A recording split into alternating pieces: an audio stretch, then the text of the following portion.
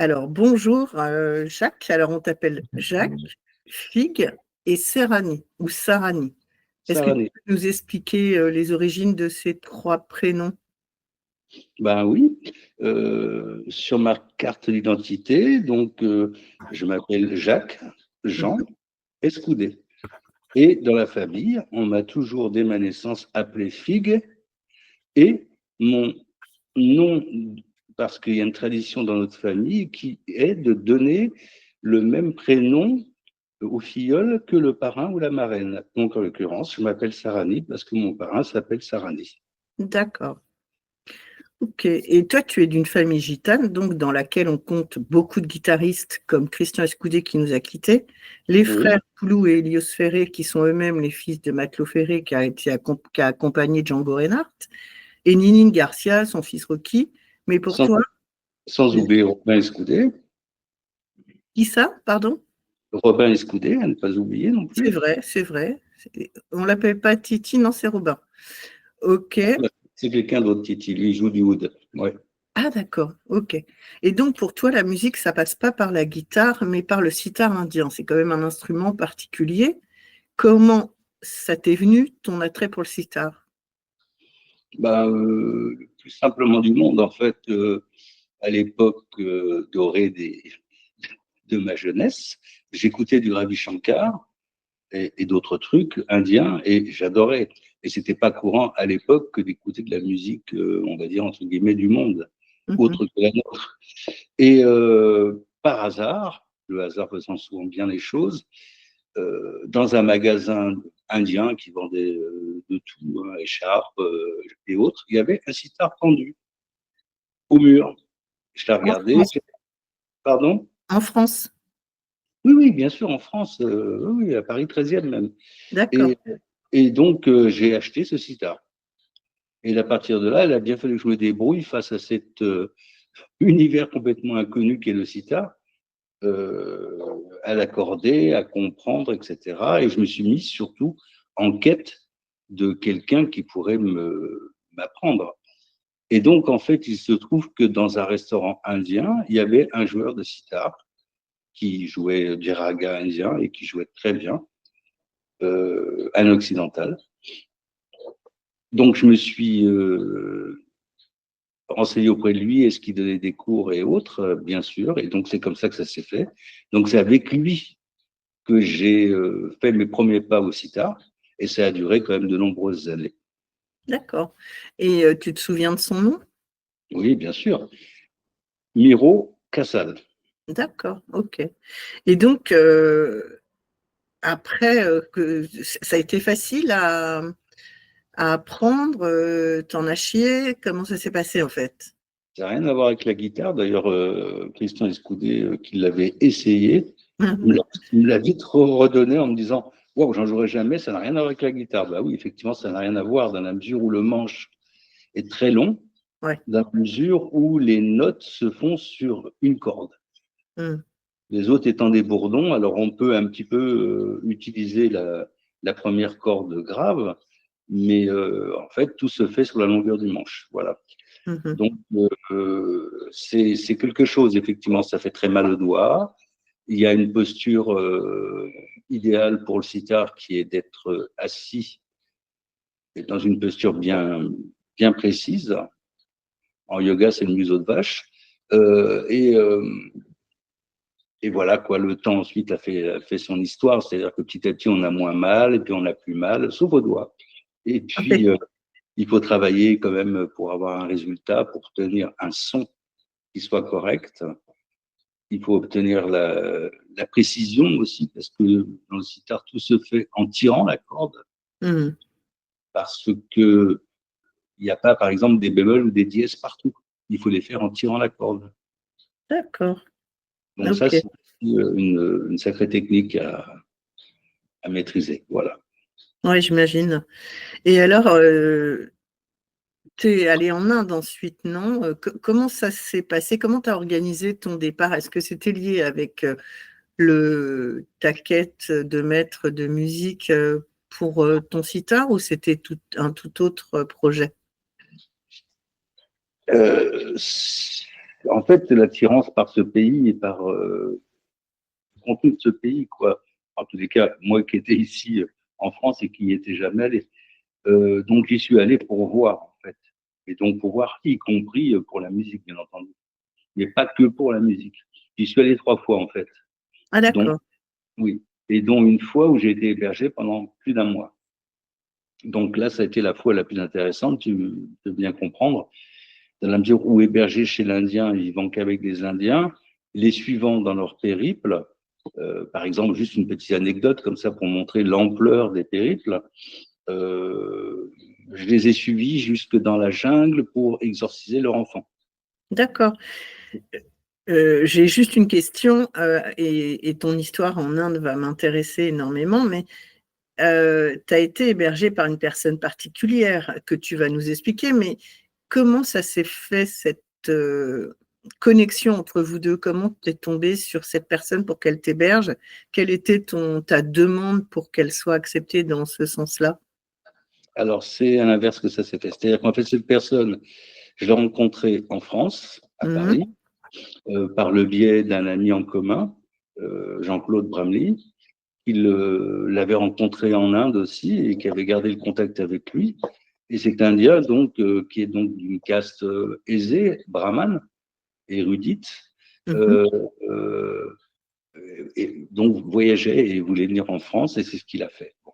Donc on me l'a fait rencontrer, on a passé une soirée ensemble et il est reparti avec mon sitar en me demandant bien sûr si je voulais bien lui prêter parce qu'il allait aux Pays-Bas et que, je sais pas, il avait besoin d'un sitar, peut-être pour, j'en sais rien, peut-être pour faire un peu d'argent, je saurais pas te dire.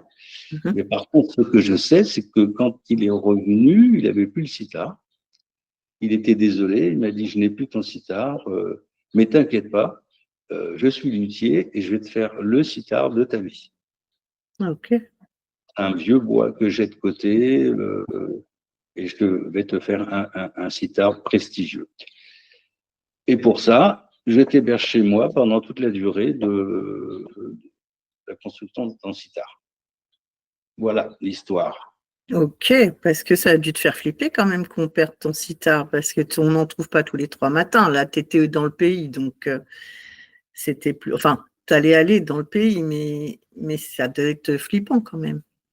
Oui, bah, c'est évident, bien sûr, mais en même temps, j'avais confiance en lui dans la mesure où, moi, je sais pas, j'avais confiance, quoi, tout simplement. Je sentais animalement que c'était quelqu'un de bien, et il me l'a prouvé d'ailleurs, puisque quand même m'héberger pendant plus d'un mois et me faire un sitar, donc bah, gracieusement, forcément, puisque c'est en échange du mien. Donc voilà quoi. Mais dans les histoires du sitar, en fait, il y a toute une histoire. C'est-à-dire qu'en fait, ce sitar, malencontreusement, est tombé de sa propre hauteur, mais est tombé sur le sol. Et comme c'était un très vieux bois, il s'est cassé comme du vernet. Ah oui. J'avais le manche d'un côté et la calebasse de l'autre. Donc mon cœur s'était brisé avec lui, c'est évident. Et mon prof, donc Miro Cassal, qui était également luthier, me l'a échangé Mmh. contre le sitar que j'ai actuellement. Et il m'a dit de toute façon, je devais te le remettre. Et donc, il a fait ce deal. Et ce sitar, donc, en fait, appartenait à Ravi Shankar, qu'il l'a donné à son élève Pramod Kumar, dont j'écoutais les disques à l'époque avec Ravi Shankar d'ailleurs, et qu'il a donné lui-même à son élève Miro Kassal, qui a fini par me le donner à moi. Donc voilà, c'est ce que c'est. Donc ce sitar, il est passé par 4 mains à ma connaissance en tous les cas, Mmh. et il a près de 100 ans quoi. Et surtout, ce sitar est hors du commun dans la mesure où Miro Casal, qui était donc aussi luthier, l'a détablé, a désépaissi la table pour obtenir une sonorité plus cristalline. Il l'a donc désépaissi, il a rallongé le manche, enfin bref, il a remanié l'histoire complètement. Et c'est ce sitar que j'ai, quoi. Voilà. D'accord, et du coup, un sitar, c'est non périssable dans le temps s'il tombe pas comme pour se casser comme du verre, effectivement. Mais je veux dire, sa sonorité ne perd rien dans le temps? Le bois, il bouge pas trop? Comment ça se passe? Bah, en fait, c'est justement une question de lutherie, là. C'est-à-dire que si c'est une bonne lutherie ou une lutherie, entre guillemets, pour touristes, Mhm. La différence est là, quoi. C'est-à-dire qu'ils n'utilisent pas les mêmes matériaux et la même construction. Celui que j'ai est un sitar d'une manufacture familiale qui s'appelle Roy Roy, qui n'a pas été repris ensuite par les enfants, donc ce qui n'existe plus, mais qui est très connu. Ma dernière prof de sitar en date, Brigitte Menon, qui est assez connue en musique, Mhm. euh, a tout de suite vu que c'était un Roy Roy et enfin voilà quoi. Et puis il a tout de suite vu aussi que c'était sitar. Parce qu'en fait, dans la musique indienne, il y a deux écoles principales. Mhm. C'est-à-dire qu'il y a l'école Shankar et l'école Vilayat Khan. Et donc, cette dernière prof, elle était Vilayat Khan, c'est-à-dire que c'est le Nord. C'est pas du tout pareil. Et la tenue du sitar n'est pas la même, le son n'est pas le même, etc., etc. Donc, tout de suite, elle a vu que c'était Shankar. Elle a même dit, oh là là, qu'est-ce que c'est Shankar? Voilà. C'est Voilà marrant. ouais. Et donc, tu disais que tu es allé exorciser un enfant dans la jungle? Non, pas moi. Moi, j'ai juste assisté, ce qui était déjà pas mal. Oui, D'accord. Ça... oui, tout à fait, parce que ouais, ouais, je les ai suivis parce que c'était quelques jours, donc ils n'allaient pas me laisser tout seul. Mm. Et donc, effectivement, on est allé dans la jungle, un endroit où la monnaie n'avait pas lieu. Mhm. On a mangé, et au moment où il a voulu payer, les autres regardaient avec des yeux ronds comme ça. Et il n'y avait pas besoin d'argent, c'était du troc. Mm, mm, mm. Voilà, c'était vraiment la terrible jungle, la jungle. Ouais, ouais.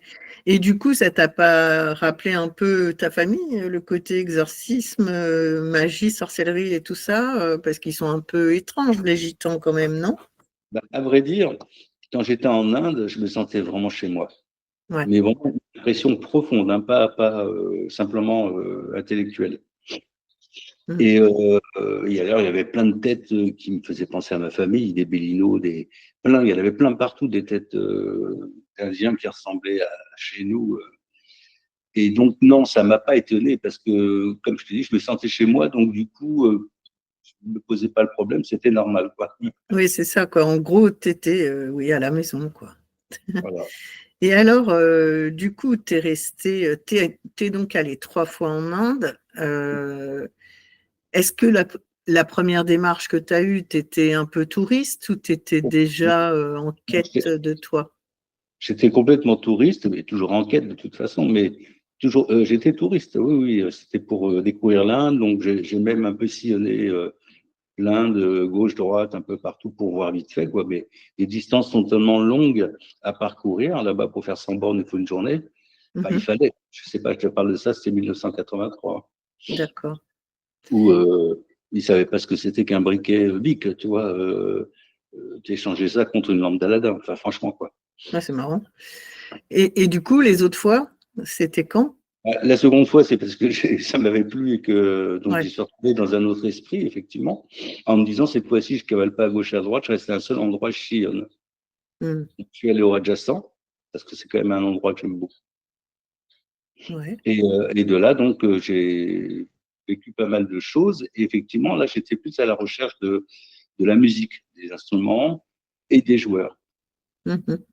Et j'ai plus connu ça avec Manoj Kumar quand il m'a hébergé. C'était beaucoup plus facile parce que lui-même faisait fabriquer les instruments pour les grandes manifestations telles que l'anniversaire de Krishna ou Mhm. des choses comme ça. Euh, Donc là par contre, il m'a fait oui, connaître pas mal de choses. Oui, c'est sûr que ça devait être beaucoup plus être au cœur Bah, même de quelqu'un qui vit là, c'est sûr avec que. un Indien, oui, puis de cette caste, franchement, Ouais. c'était voilà quoi, un rêve. Et alors, tous ces jours confondus, quelle serait ta meilleure et ta pire expérience en Inde? Euh, difficile à dire ça, mais parce que c'est tellement dense, Mmh. c'est tellement intense que c'est difficile d'enlever quelque chose du lot de cette intensité. Mais bon, bah, déjà, cet exorcisme avec ce lieu où la monnaie n'avait pas cours et plein Mmh. d'autres choses, bon, a été un moment fort, effectivement. L'anniversaire de Krishna était aussi un moment fort parce que j'y étais convié à la place prestigieuse des rois, vu que j'étais occidental, et introduit par celui qui avait fait les instruments de musique et qui avait fourni les instrumentistes ensuite aussi. Ça a été un moment fort, effectivement, puis plein d'autres moments mais qui sont des vécus sans intérêt en apparence en tous les cas, quoi. D'accord.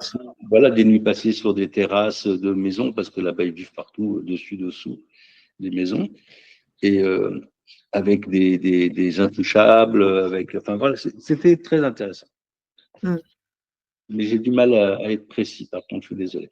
Non, mais c'est pas grave, c'est juste conversationnel, hein, de toute façon. Et alors, le sitar, toi, tu l'as dit, c'est un instrument compliqué, donc tu le travailles à quelle fréquence?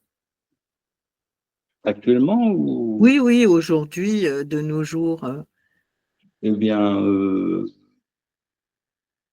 3-4 fois par semaine, 1 heure, un peu plus d'1 heure. D'accord, ok. Parce qu'aujourd'hui, comme depuis un longtemps, tu as un groupe qui s'appelle FIG, donc non pas comme ton prénom, mais FIG, donc FIG, et tu proposes de ta musique qui est mêlée, en fait, elle est empreinte de toutes tes origines et peut-être même de tes voyages. Raconte-nous un peu l'univers de ta musique. Ben, en fait, je ne suis pas indien, on est bien d'accord. Oui. Donc, je trouve un peu ridicule, enfin, en ce qui me concerne, de faire de la musique indienne dans la mesure où en plus je la fais mal parce qu'il se trouve que je suis un cancre, c'est-à-dire que tous les cours de sitar que j'ai eu, forcément, c'est la musique indienne classique, hein, le raga. Mmh. Et il se trouve que c'est pas ce qui m'intéresse le plus en fait. Et donc du coup, rapidement, étant donné que je suis musicien occidental, rapidement, j'ai utilisé l'instrument, mais pour une musique qui me semble être plus adaptée à notre oreille et à notre attention occidentale. Parce que le raga indien, bien sûr, plein de gens peuvent l'écouter et apprécier, c'est évident. Mais c'est une autre culture, c'est vraiment un autre esprit. C'est très lent, c'est très fouillé, on va jouer sur une note pendant un temps infini. J'ai estimé que, enfin, de toute façon, j'en avais pas envie, puis j'ai estimé que c'était pas adapté à. Et donc voilà, c'est comme ça que j'ai fait de la musique tout simplement, quoi, parce qu'en même temps, te dire quelle musique je fais, j'en sais rien. C'est de la musique, c'est-à-dire que j'utilise l'instrument en gardant malgré tout le respect des structures. De toute façon, l'instrument y oblige un peu dans la mesure où c'est monocorde, c'est-à-dire que c'est pas monocorde, mais on peut pas changer d'accord comme une guitare ou autre. Les bourdons dictant un accord.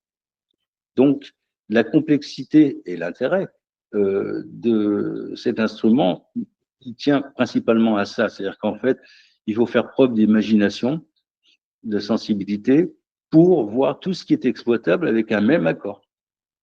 Donc voilà, ça a été ma démarche. C'est toujours ma démarche. Ce sera tout le temps tant que je jouerai de cet instrument.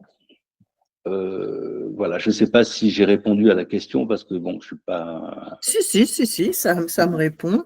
Ça me donne même envie de te demander comment te viennent les mélodies que tu composes, parce qu'elles sont riches. On dirait que tu as tout un orchestre dans la tête, quoi. Quand on l'a connu du temps de Payura Balat, où vous étiez de nombreux musiciens sur scène. 8, ouais. Voilà, il y avait flûtiste, violoncelliste, violoniste, batteur, pianiste, percussion, toi. Basse guitare, ouais. Voilà, basse guitare. Donc, c'était riche de sons. Et en plus, tu l'écris pas ta musique. Alors, comment ça te vient et comment alors, je te poserai ma deuxième question après. Alors déjà, comment elles te viennent tes mélodies? Par magie, je ne peux pas te dire. Ça s'appelle l'inspiration. Mais Ouais. souvent, ce qui m'inspire, c'est 3 fois rien, c'est une étincelle, c'est un rythme ou une tournerie de basse. Et hop, c'est parti. Mhm. C'est-à-dire qu'en fait, le premier élément que je pose me dicte le second, et me dicte le suivant, et me dicte le suivant. réellement. Toutes les fois où j'essaie de composer avec la tête, je n'aime Ouais, pas ce que je fais. Je n'aime pas ce que je fais. Il n'y a que ouais, je les coups de comprends. cœur qui fonctionnent quand ça part d'un coup.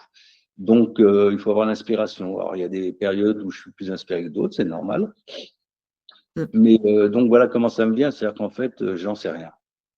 La Non, musique, elle mais est en moi, parce que je suis musicien. C'est-à-dire qu'en fait, le sitar n'est pas mon seul instrument. À la base, je suis batteur. mhm.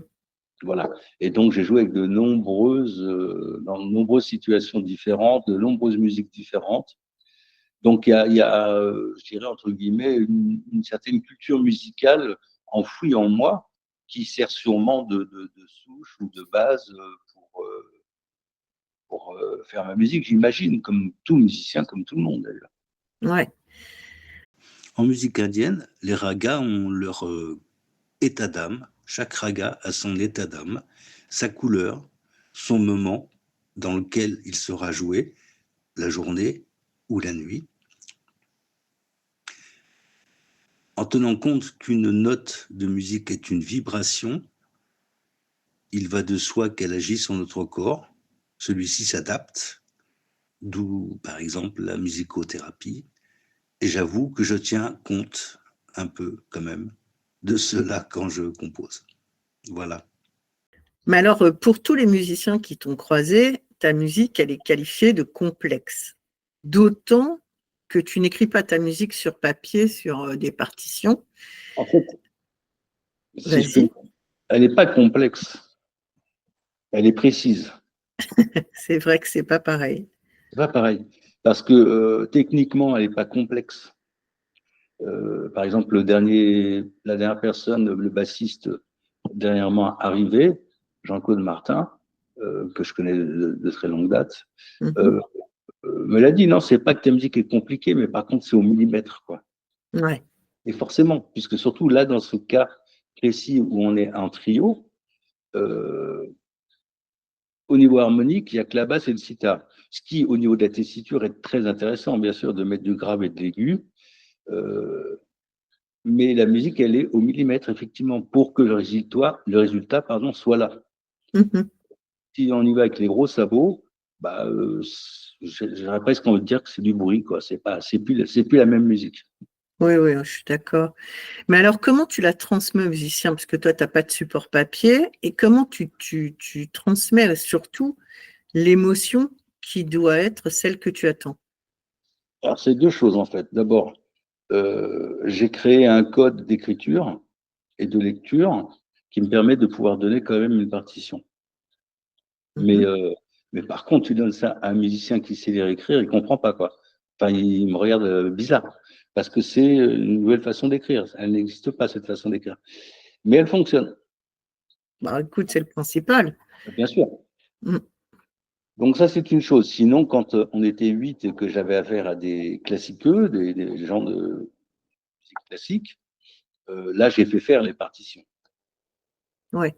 Bah oui, inévitablement, parce que là, eux, on va pas leur donner ça. Oui, d'autant que tu étais allé chercher des gens dans les conservatoires. Mm. Tout à fait. Une Je me école de musique, en fait, ouais. Ouais, je me souviens bien que c'était une formation du style avec des personnes très pointues, vraiment, et qui ont adoré jouer avec toi d'ailleurs.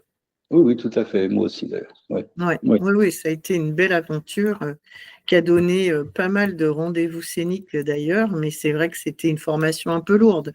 C'est Donc, lourd, c'est lourd. ouais, 8, ça fait peur, ça fait peur à tout le monde, 8. oh oui, oui, tout à fait, tout à fait. Là, vous aviez fait le Printemps de Bourges, vous aviez fait le festival de Paris-Quartier d'été. Vous aviez fait 2 journées sur une esplanade, je ne sais plus son nom.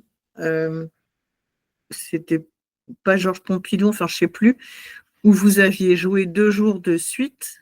Et le premier jour, vous aviez 1200 Ah, c'était spectateurs. devant la place Beaubourg.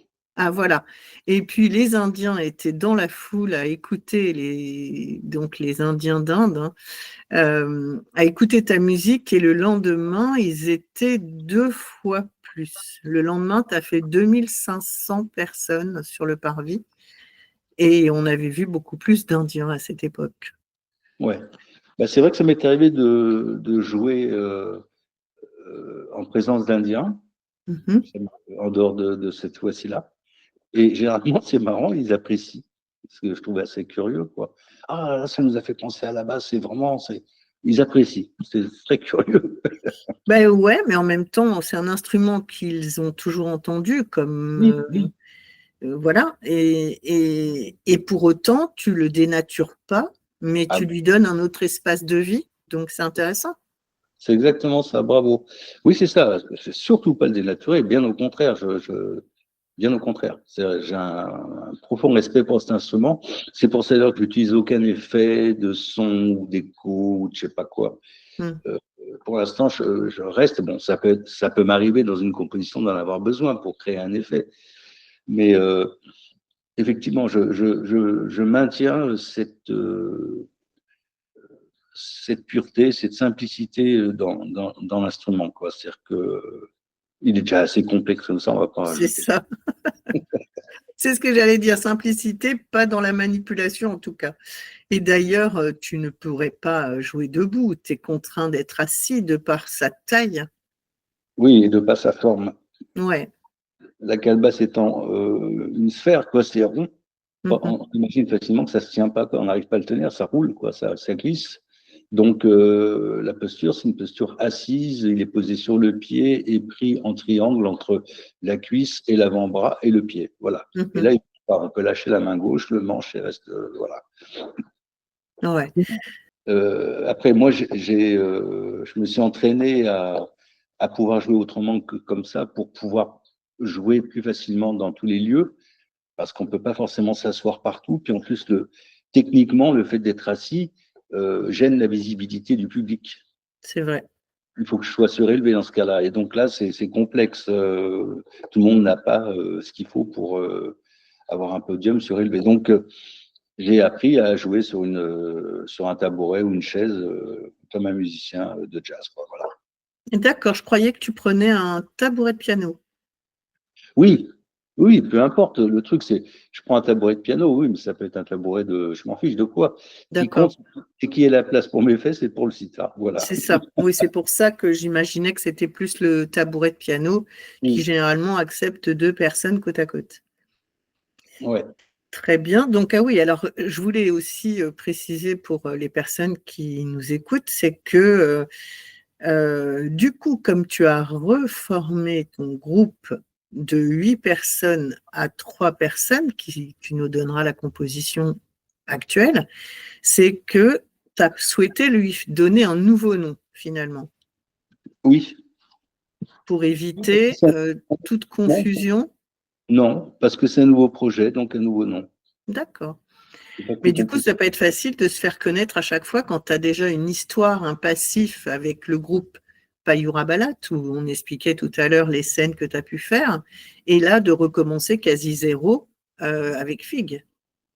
Moi, je vois pas le problème, mais Non, il n'y a peut-être pas de problème. C'est pour comprendre, en fait.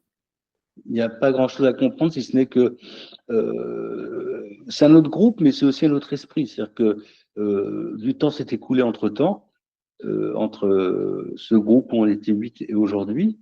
Parce que bon, le truc aussi, c'est que l'histoire avec cet instrument, le sitar, c'est que j'en ai pas fait non-stop depuis le moment où je l'ai acheté jusqu'à aujourd'hui. Vu que je suis batteur, j'alternais entre un instrument et un autre selon les projets, selon les besoins. Donc là, j'ai repris le sitar et je ne fais que du sitar depuis maintenant, on va dire, une petite dizaine d'années. Euh, mais voilà, quoi, ça a toujours été interrompu, repris, sauf là, dernièrement. Excuse-moi, je ne sais plus pourquoi je dis ça. Pour les noms, Ah oui, c'est et donc ça, voilà. Et donc du temps a passé, et du coup, l'esprit aussi n'est plus le même, forcément, avec le temps qui passe. bien Donc, sûr. la musique de Payura Balat à 8, je la trouve trop riche, voire écœurante. Ah, Donc, quand même. ah bah, je te donne mon impression, mon ressenti. Je n'aime plus du tout, quand j'écoute, je trouve ça trop. C'est trop, D'accord. trop. Ouais, ouais, ouais. Bah, c'est un autre univers, c'est certain. C'est plus ce dont tu as envie aujourd'hui. Voilà, Voilà. Mm. purée, c'est vraiment le sitar et la basse, quoi, et ça fonctionne très bien. D'accord. selon moi. Voilà. Tu as quand même la percussion aussi. Oui, bah oui, bien sûr. Bah, il y avait même un batteur à l'origine aussi, mais c'est lourd aussi, pareil, quoi. Il faut la place pour l'instrument, il faut que ça puisse supporter la puissance d'une batterie. Donc, comme le batteur a été contraint de nous quitter, Mhm. pour l'instant, on roule à trois avec enregistrement de la batterie. Et pour l'instant, ça me convient. D'accord, d'accord.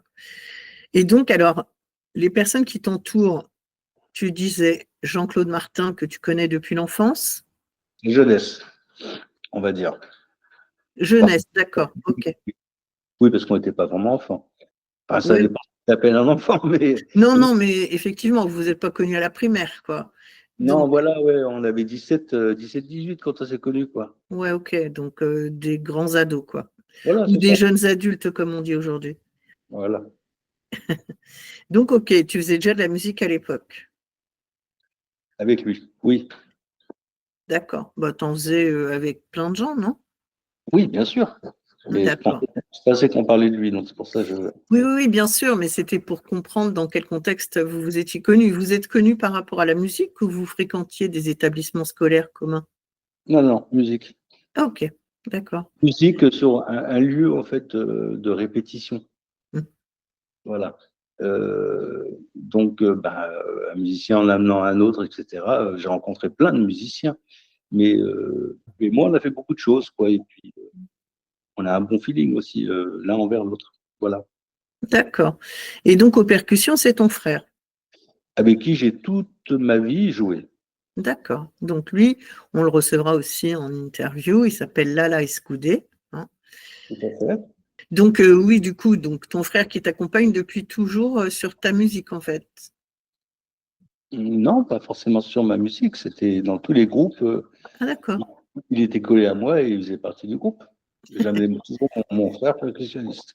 Oui, d'ailleurs, pour l'histoire, il me semble que la batterie dont tu as commencé à jouer quand tu étais À l'âge de jeune 15 lui ans. avait été offert à lui à la base, je crois. Tout à fait, puisque c'était lui le percussionniste. Oui, tout à fait.